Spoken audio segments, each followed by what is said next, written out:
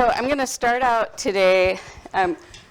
Eventually, we're going to talk about a new program that we have coming through the Regional Training Center. But before we get there, we're going to do a few things, and it's going to have to depend on some of the participation in this room, okay? So the very first thing we're going to do, let me see if I can advance to the next slide. So we're going to think about a child or yourself when you were young, or your children, or some other children that you know. And we're going to just have you shout out some behaviors that we might see when things aren't going their way. Okay? Just bear with me here. We're going to go somewhere. So go ahead, shout it out. Someone can just say what's happening here. Tantrum. So here you go, Robin. This is you. Tantrum, screaming. Somebody said squawking. Pouting. Shouting? Pout. Pouting. Okay. Holding your breath. Holding breath. Robin's got to go faster. What else? What else happens? Tears. Crying. Rolling the floor. Rolling on the floor. Oh, God help the mother who's in Walmart and their kids on the floor because they don't get the Skittles. What else? Mike? Demanding. They are not getting their way. Demanding. What else? Stamping their feet. We have a foot stamper in our family. Yeah. Throwing something. Throwing. Hitting. Sometimes aggression. We had a granddaughter when she was little.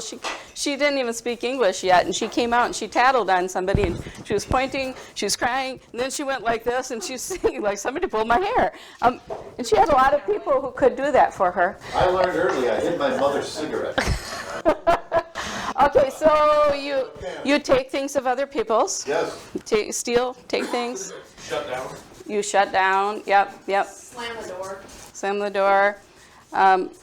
If you're playing together and you've got some toys or something, you might take your toys back, leave. All right. Biting. Yeah. Okay, so we've got quite a few there. That's my favorite to bring out a meeting. I didn't get my way. Give me your arm.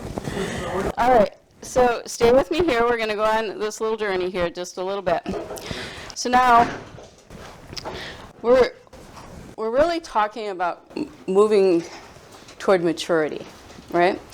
So let's list, you can use the next card back. And so this one, would you write child at the top of that? So let's start listing, and hold off for Robin's sake, some characteristics of a spiritually and emotionally mature Christian. And how is that maturity exemplified? There we go. So this is an adult, mature Christian. So what might we expect to see when someone is emotionally and spiritually mature? What kind of behaviors, what kind of exemplars would... Empathy. Let's go ahead. Write that. Next one. What? Oh, yeah, Bob. Gentle. Private joke. Patience. Pardon? Patience. Okay. Yep, we can. What? Listening. Okay. All right. Prefers others. Authoritative. Kind of like the ability to rebuke, like in a... Authoritative. Correction. Correction. Plus your correction. Okay. Take and give. Can I put that on there? Take and give. Okay. What else? I know there's some things that we expect. Well, one of the things Karen. I think of is just the concept of fruit of Holy Spirit demonstrating love, joy, Love, joy, peace, patience. So let's say fruit of the Spirit, kindness. Okay. Kind is different than nice. Yep. Kind is entirely different than being. If we have time, I might tell you my immature thoughts about the fruit of the Spirit. It goes like this. Well, those are all nice. I kind of thought, too, that, once you're born again and stuff, that stuff just naturally happens. I'm a nice person now. Okay, we can think of a few more characteristics. Turn the other cheek. Okay. Generous. Yep. Okay. Vulnerable? Vulnerable. I like that one. Yeah, vulnerable. There's a few good ones left. Consistent? Consistent. Willing to yield? Yielded. Yep. Anyone have any last ones? Teach, not dictate. Teach, not dictate. Okay. They die to themselves. Dead to self. Selfless. Okay. And process stress in a healthy way. Processing stress in a healthy way. Yep. I don't know if it ties in with vulnerability, but yeah, maybe it does. Not like being willing to show others their own failures, to use it as an example. Sure. Sure. Great time. Sure. Sure. All right. Let's. You've got that one titled, so let's slip to the next card. Guess where we're going with this next one? Can't wait. This one's also an adult. So let's list some behaviors that we might see or expect when an adult or individual is not spiritually and emotionally mature. Anger. Anger, Blame. blame, Okay, anger. Easily frustrated? easily frustrated, yep. Impatient sometimes, yep. Manipulative. Ooh, manipulative. Anxious. Anxious, Self-centered, self-centered, jealous, jealous, prideful. prideful. Robin's got to write all these down. And she's doing well at it too. She's a motor all the time. She's a What else? left-handed machine. Prideful, self-centered, that's okay. Jealous, sorry. Jealous. Uh-huh. I didn't know I was going to get a spelling test. That's the worst of it. I know. Before you. What would we say about this person's sense of confidence? Insecurity. Insecure, Insecurity. okay. What do they do when things aren't going their way? Maybe quit. They quit. Vindictive, They're vindictive. Things aren't going their way. Throw a fit. Throw a fit.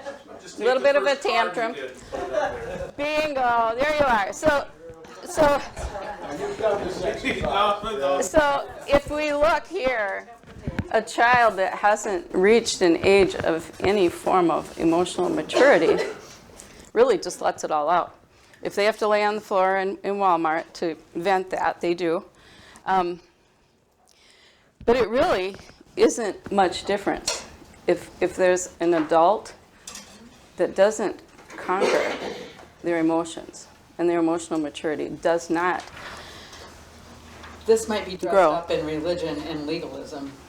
You think so? You think so? What's this dressed up as? Nothing, it's just out there. Right, yeah. No, they don't know enough to Yep. make it look They good. haven't reached, the difference is these people haven't reached a place in life, and it's our responsibility to help them grow to a place where they understand they're not the center of the universe. And even though they have needs, they don't always have to be met the way that they demand. These people, what can we do for them? What can we do for someone who looks like the guy on the board here? But what if this is a Christian leader? what if they're the pastor? What if they're the pastor? We can reflect back what we're seeing. Like, I will pose this question to someone like I worked with someone who was like that. And I said, this is what, when you do this, pick one, when you do this is what you're communicating to me. Is that what you meant to communicate? And how did that person respond? They said, no, that's not what I meant to communicate. And I said, when you do that, this is what happens, so please don't do that ever again. Okay. Seriously. Was there an apology in that? There was no apology, but he did change his behavior. At least when you were around. Exactly. Like he behaved differently with me. Can I have my water? And I actually had to go to Toastmasters to find my voice, to be able to be assertive and know what to say, how to say it, so that he could hear it And that's where I learned how to confront people. Okay, so I'm going to let you sit down. Okay. In a minute, I need 5 people to come up, and we're going to do something else, just a little bit different. Let's go to another slide here and see if I've got something else to say here. Those are prophetic colors, by the way. Oh, you use the colors. Okay. So this verse, who can't quote it? I put it in some of our favorite translations here. So we know this. We know this, don't we? So this is kind of where we're heading, but I wanted to look at each of these. And what I like to think about is this place right here, until. Till. So I was listening to a podcast by Bill Johnson, and who's the guy who has a name that starts with V that's also at Bethel? Yeah. They were talking about the gifts of the Spirit, and they were saying, well, why do we need these 5 graces? And they kept bringing up this until. What do you think that means? We need these 5 until. Is it all over after we reach some unity or something? We're going to ponder those things, and I'm going to talk about the program that we're building right now. But this is what we see. But what's the next verse? I've only put 11 through 13 here. What's the next verse? Do you know what the next verse is?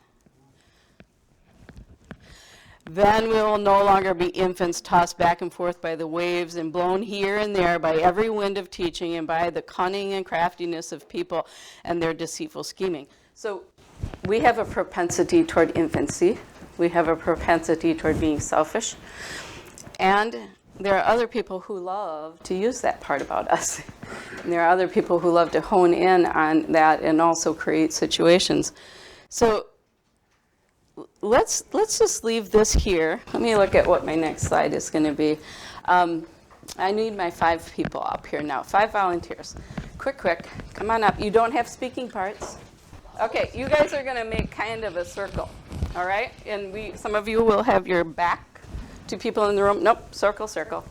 Let's get you some space. Circle. Yeah. Make as big a circle as you can. Step back. There you go. So what's going to happen, now I'm going to ask the rest of the room, you still have to respond and play a part of this. So Could you tell what's on those for the people watching on the... Oh, online? Yeah. This guy's a prophet. This guy's an evangelist. This one is impersonating a pastor. And this one's an apostle, and this one's a teacher. So front or back, you might be able to see there, but you can also go to the colors. So I'm going to give this to one person. Hang on to this. You're going to toss it like that. The other person, please get your hands out in front. Catch it. This is going to be slow work if we take too long. All right? Asking a lot. Yeah, I know. Okay, so.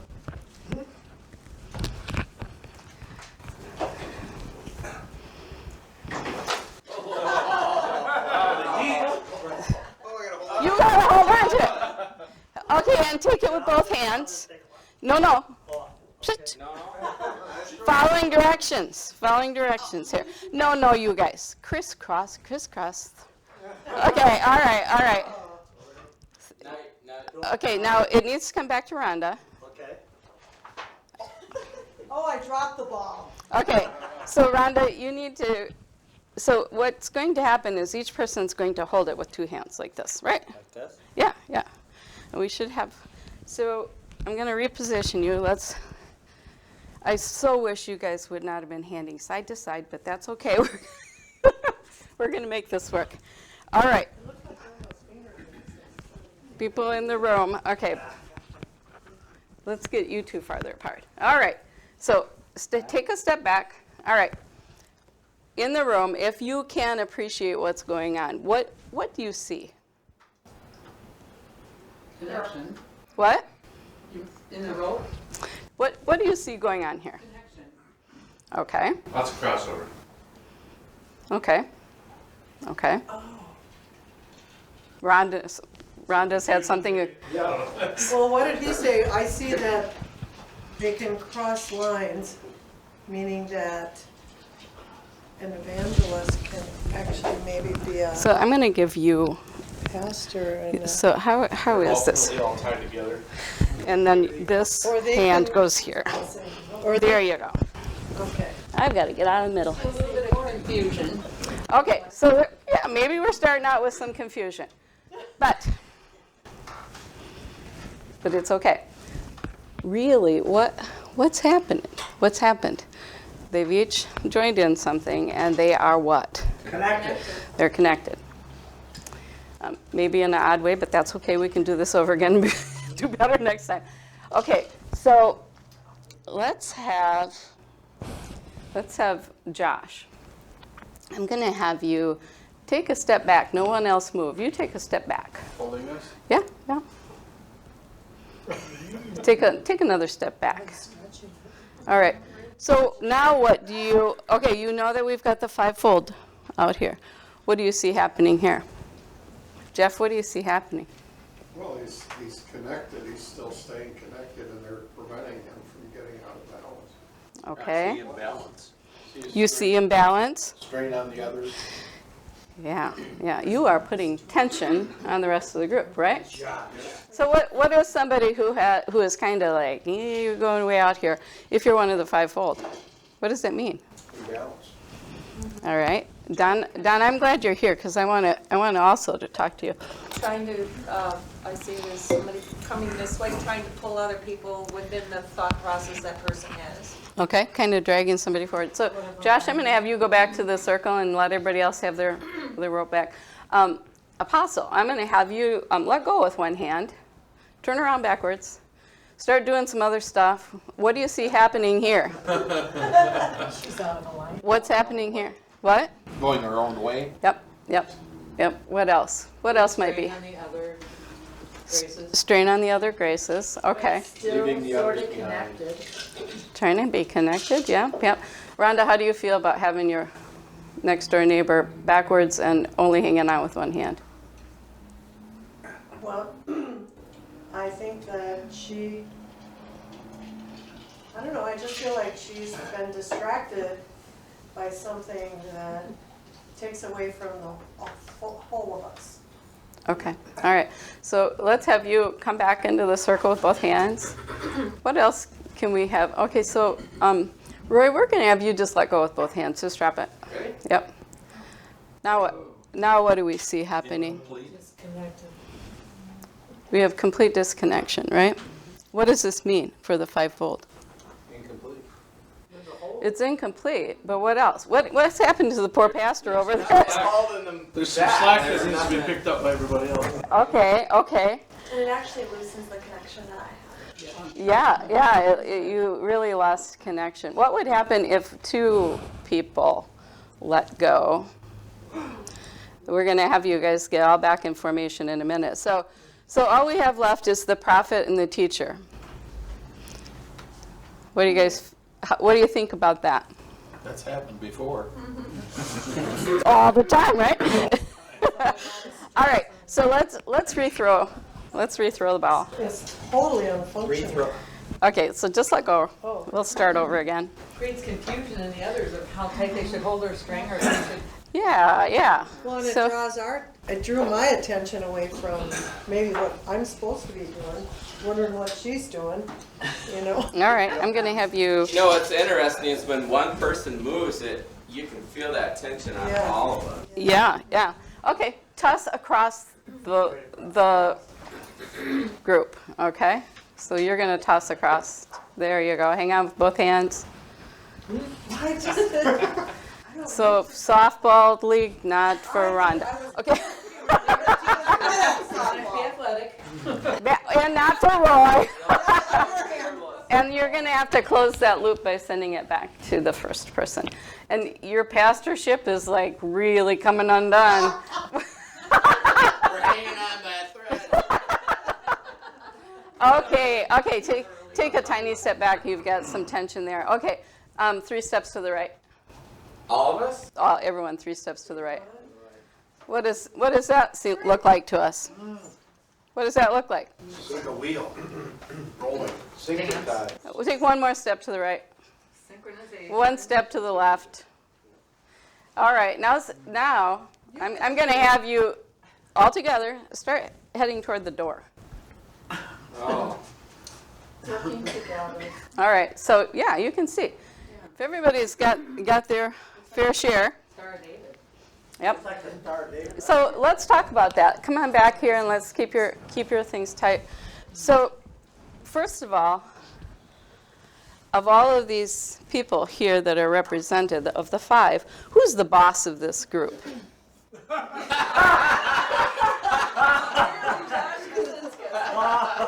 Who is the boss of this group? Right So, now, an outside force. so I've Pride comes in. So I have something to say about that. If Josh was holding it like we are, I don't know if you can stretch it out. He could tie it, and he could I be. think this is, okay, like, open your hands a little more. So if he raised his hands to say, I'm the boss, do that once, what would happen? He'd be I letting mean, go, it yeah. would- Strings, Josh, when you do that. So really, in the room, who's the boss? Jesus. Jesus. So the part that's actually intersecting here. Oh, it is like the hand thing. Yeah. What is this part in the middle where they all? That's a just- hub! It's the hub! It's the Who does this represent? Oh, well, Jesus. Jesus has to be in the center of all of this, right? So we've looked at what it does when somebody doesn't do their work, what it does when somebody leaves and kind of leaves the group, right? You dropped your work too. What did you do? You took all of the work, and you were kind of pulling everybody, because you're a prophet. You're going to take everybody with you, right? Unless the apostles doing her job. Hold them back. Okay, so just a quick question before we stop doing what we're doing here. Is anybody distressed about seeing a couple women up here? Not at all. Egalitarian all the way. Okay, there's some posts out there. Jeremiah Johnson a few days ago had a post about my daughters in this coming year. He said, we've got to talk about this. We've got to talk about this. So let's just leave that at that, but we'll think about that. Is there anything else that anybody wants to observe or talk about with our 5-fold up here? Don, what are you holding back? What do you mean? Are there things that you could say or have someone do here that would be beneficial or not beneficial? I think you've done a really good job. Mm-hmm. Thank I'd say you. this, the whole time you were an outside influence on the whole thing.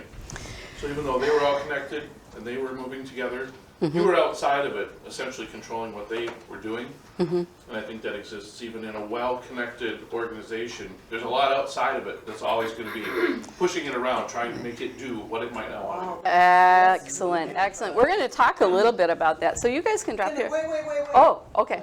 Can you do the thing coming together again in the middle? Am I the only one that saw the hub and the spokes and all that? No, you don't. It's like a giant game of cat's cradle. But Here we go. isn't that beautiful? It's so if you think about it, the hub is Jesus and the 5 are the spokes. And then, there is a wheel that connects all of this out here, which is, I feel like, what the hub is trying to do to bring in the marketplace and everything. Like if you had the rim, but isn't this cool? I like the 2 strings because that means one is receiving and the other string giving.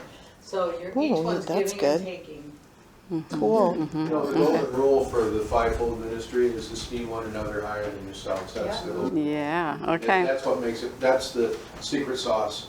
At least what I Secret sauce, I like that. Okay, I'm going to have you let go and divest yourself. That was a Thank you. Thank you for being such willing participants.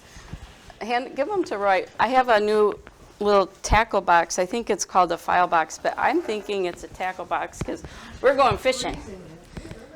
All right, so let's talk about then we have just a little bit left to discuss about this, the relationships in the fivefold ministry. So this is where I'm starting to share a little bit of some of the important things. I'm not going to blow the cover of everything that's coming in the program that's being developed, but I do want to talk about a few things, because there are some of us who kind of wonder, well, what is it we don't know? So we know Ephesians 4, and we've got that part in Corinthians that we know as well, but isn't there more to learn and more to understand?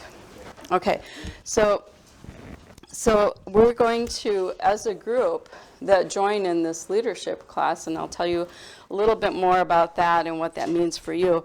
We're going to delve into the interactive relationships of the fivefold and the vulnerability that's required. We're going to talk a lot in these classes about emotional maturity, because if we don't have, and Mike, list off the 5 domains of maturity. Spiritual, emotional, relational, intellectual, Physical. Okay, so we're going to touch on most of those, but we're going to really hone in on that emotional maturity, because we started out there and we laughed a little bit, but you got it immediately. Just take that kiddo that's behaving like a kiddo, and take that adult that had some form of arrested development they never finished. And we work and live with people who are not there yet. Right? We're reading a book by a guy named Pete Cesaro, I think. Yeah. Cesaro. Yeah. Thank you. But he had a quote in there that says it's impossible to reach spiritual maturity without emotional maturity. Can you? You can't be spiritually mature if you're emotionally immature. Okay, all right. So can you use the email Sure. and send that title back to me, because I'm putting some things together and I'd like to read that as well. Okay, so we're also going to learn of what importance is the assemblage of the 5 graces and the relationship amongst the 5. And I'm sorry, you told me your name, Dirk. Oh, Drew. Drew. Dirk, yeah. I know it started with a D. Discover our relationship. So let's think that perhaps many of us aren't of the fivefold, but we're something else. We're something else. What's our relationship to the fivefold? And how do we support them? Are we someone who directs them and bosses them around and tells them where to go? Or what? You unleash them. You unleash them. Unleash You them. guide them, you nurture them, you care for them, you love them, you encourage them, you bring healing, because they've been misunderstood and, Yep. all that messy stuff. All right. You build relationships. So who's more important? They are. Jesus is ultimate. Jesus is ultimately important. So when we all go to work, when we have our giftedness or our graces, we all go to work. Who's more important? The collective. I contend that no one's more important. What's most important is to be in your lane, doing what you're called to do, right? All right, let's. You know what, a wheel can't turn. I mean, I just think of this bicycle. You have the hub, you have the spokes, which are different things, but if it isn't in the rim, but if it isn't all together, I mean, you're gonna go nowhere. Yep. We need to learn to cooperate together, because there are some of the 5 graces that rub me the wrong way, and I need to learn how to cooperate. Right, and of the 5 that were up here demonstrating this, I don't think they always really do get along. I don't think they are so driven, they have a myopic vision, right, to do the thing that they are called to do. And what we see sometimes, and we've seen this in history, in church history, is that myopic vision taking off and doing some things. And God has blessed. Just think of the works of evangelism. God has moved. God has moved. However, it's not been the fullness. It's never been the fullness until you have all of the 5. All right, let's go on, because I want to make sure that we respect your time here. There's something else that's really important to me to talk to our learners about, and that is distinguishing between the 5 graces and our other ways of being gifted. right?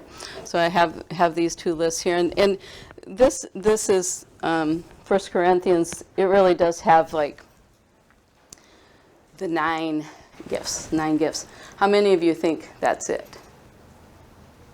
How many of you think stops right there at 9? No. There's more, and there are things that are built in. There are built into some of these where there is more. But there are some people who say, and I've heard this being said, I'm actually all of these. I know this is totally not appropriate, maybe not mature, but I did see an online person who was in the prophetic say, well, glad to meet you, Jesus Christ, because he's the only one who has ever been all 5, right? Right? Okay, but there is a difference between someone who evangelizes and what? The office or the mantle. There are so many ways of describing these things. So there are different ways to recognize these things, and we're gonna pull that apart. We're gonna talk about the gifted and the called to the graces. Okay. Why is the fivefold ministry essential? We're going to talk about that because, again, a lot of our learners who join in, some of them will be online, maybe from other areas. Some of the people who are learning will be from this hub. We're going to ponder the effects of a fully operating fivefold ministry on the church, the kingdom of God, and on the earth. What will our local government begin to look like?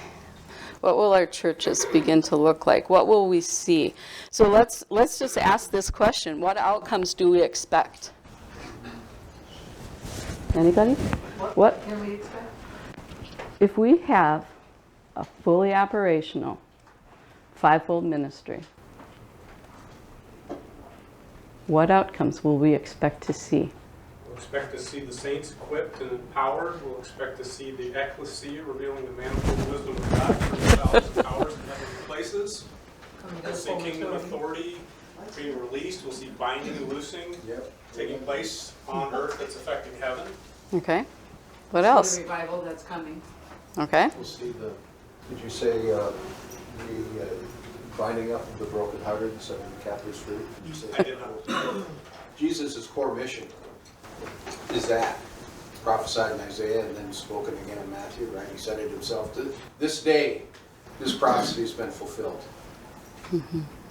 That's the exciting part. See the church come into maturity. Yeah, all the church, not just the Yeah. fivefold people. All The church as a The whole come church, into maturity the because church. they have. And we know from Ephesians 4 what's going to happen. Unity. Something that we've tried. We've tried agape, loving one another, and that doesn't come from something we create in here, does it? All right, so as much as... I'm sorry, I don't Go mean to ahead. interrupt really, Please. but,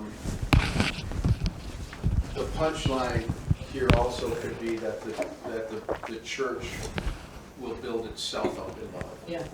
That's, for me, at one particular time, that was, it still is, but I mean, that is what captured my heart. Okay, so I want to take the last few minutes here and talk. This is just one more thing that we're going to be delving into. Searching Scripture to uncover evidence of the fivefold ministry in the early church. I mentioned a few verses that are available to us, and we kind of keep using those. If we dig deeper, we're going to see the names of individuals, and we're going to recognize the fivefold at work in that early church. We're going to see really good examples of who each of those individuals were. And so we want to build that into our content as well. So about this training. So all you have right now is a bunch of vapor. I've said something's going to happen and it's coming. So let's give a little bit of clarity to that. We plan to start up in June. So, woo, here we go. All are invited to join. So we want to offer it here to our hub group. And to the people who aren't yet here or aren't here today, we want to offer it. It is free of charge. We would take donations, but there is no cost. What you might want to do is buy a 3-ring binder when we get closer, because we're going to have some printouts that you're going to be able to prepare for yourselves so that you have something to discuss with when we get together again. We're going to create something that's hybrid. So I create e-learning on an e-learning platform, meaning electronic learning. You can use your phone, you can use a tablet, you can use your computer. It works on just about every device, and it orients itself and resizes, and you can use it whenever it's convenient for you and whatever kind of device you like to look at. For me, I prefer 3 TV-sized screens. But I do use my phone for things as well. The benefit for hub attendees, and my gosh, I was typing so hard before, it was like 10 o'clock and I wanted to write a whole bunch of things here. But for this group, for those of you who choose to go into this leadership training for us, it's going to mean we're going to be united in purpose and understanding in a way that we haven't been in the past, and that we also will have some unity that's going to be created. It can't help but happen, right? There's so many more things that are going to happen. I'm going to let you take your picture, and then I'm going to When I say e-learning, some of you kind of wonder what that looks like. There are going to be learning assessments. You're going to have little quizzes. There's going to be interactive things, timeline displays. You're going to know where you are in the program. I can put video in there, like we're going to create some webinars. We're going to have some guests, maybe some of you speak on certain areas of content. I can put in a 360 image, and we can create hotspots all over it. So think of a place that you'd want to be and explore in, and there'd be a thing you can click, information would unfold. So what it is it's something that is a little bit more interactive, kind of fun to look at and fun to use. The content is available on demand, and I just already told you that there are tablets, whatever device you like to use, we can use that. I do have a link at the bottom of that page, but I want to, Mike, let's do a time check here. What time is it? It's after 1. Is it? Okay, then we won't. I have this link that I can show you. Please, people online, be kind if you use that link. Some products that I'm creating are in there. Don't do anything. It's a live link. Just look and close it back down again, please. So online people, I'm counting on you not to do something in there. You can look at it. But most of the work on this product is a little sketchy. It's more on paper than on the electronics. I have another one called The Quarry that's partway built. You can see that. And I have another one that's like improving healthcare or something that's just a sample. Let's go on to the next one. So what else will happen is it will create some chats. So we might have a chat at a hub. We might dedicate some time for those of you who are in the course to have conversations, strong conversations, discussions, like what Robin was saying, push us, pull us. Let's go there and iron this out together. So we can have those perhaps here. We might have a guest speaker come in here. Provide some content. But we also, I'm building into the program that there will be like one night a week where you can come in on a Zoom meeting, and it can hold a lot of people. So you can be there, and you can have your notes, and we can ask questions, and we can talk, and we can keep that line open while everyone's visiting and talking and using that time. So we'll have an open chat room for, there will be people who are online from other places, other spaces who are doing this, who will probably join that conversation as well. Okay, it looks like the computer died. That was my last slide, I think. So that's it. So, Josh? I just have a quick question. Would you say we have 30 people in the room? Does everyone fit in to the fivefold in one of the 5 categories? Or are there people outside of the fivefold ministry? You know who knows that answer? The Holy Spirit. You know, I think that there are places, mega churches or something, that probably have all 5, or even, a few I'm teams. saying, In does this everyone room? fit into a category in the fivefold, or are there people you say, yeah, you don't have any of those five? I don't mean to make light of your question. It is an important question. There are some people who have known all of their life, there's this thing about me, and I can't let this piece go, and I have to go and do this. That person, if they're in the room, already knows. Already knows. They might already be doing it. But it might not be officially recognized, and that's okay if it's not, right? Would I say that there's a representative of each of the five, or that each single person is one of the five?